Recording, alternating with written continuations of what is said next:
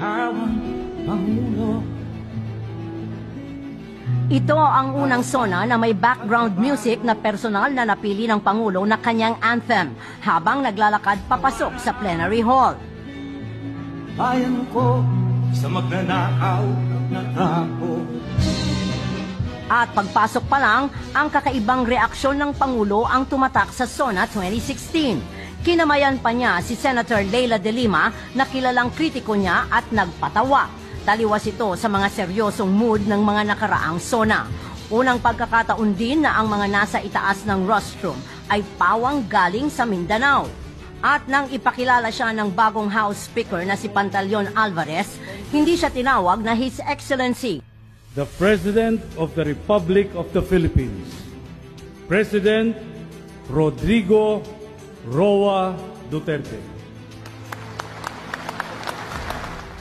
Una nang pinagbawal ng Pangulo ang bonggang mga kasuotan. Siya mismo ay simple lang, nakabarong Tagalog at itim na pantalon, pero hindi nakabutones hanggang leeg at nakatupi ang manggas.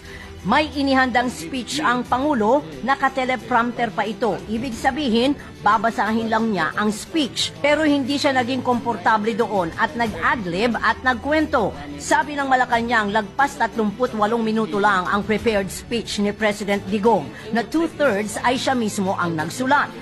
Pero lumabas na mas mahaba pa ang mga adlib o extemporaneous na bahagi ng kanyang speech.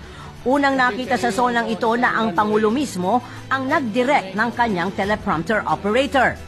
Tapos na yan, itaas mo na kayo. Tagalog ko na. Yung prompter natutulog na siguro, pindot-pindot yan. Sa umpisa pa lang din ng speech, tumimbre na si Duterte. Walang sisihan sa nakaraang mga administrasyon. Walang inginungusong may sala sa mga problema ng bansa na inabutan ng kanyang administrasyon ngayon. Pero hindi rin naman niya napigilang patutsadahan ang mga ito ng harap-harapan, lalo na yung mga hindi sumuporta sa kanya. Noon, nandoon lang ako. Totoo man.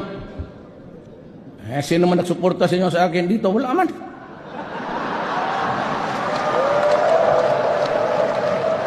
Pero ngayon,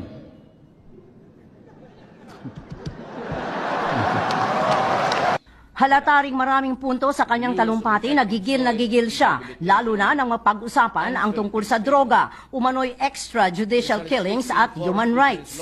Human rights must work to uplift human dignity.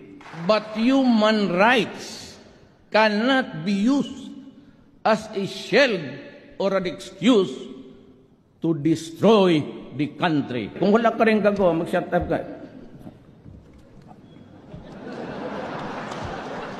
Pinagdiinan pa niya ang kanyang posisyon sa family planning.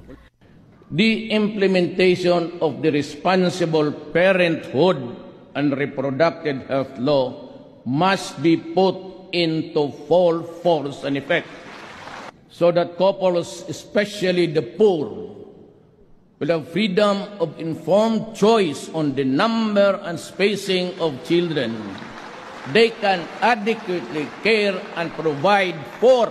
Maraming beses din siyang nagpatawa. Sa isang bahagi ay pinagsabihan pa niya ang mga mambabatas. Makinig kayo, sige tawa dyan. Sa huli, ang laman ng SONA ni Pangulong Duterte ay yung mga paulit-ulit niyang sinabi noong kampanya. Pero sa pagkakataong ito, nakapaloob na doon ang mga konkretong aksyon para maipatupad ang mga ito.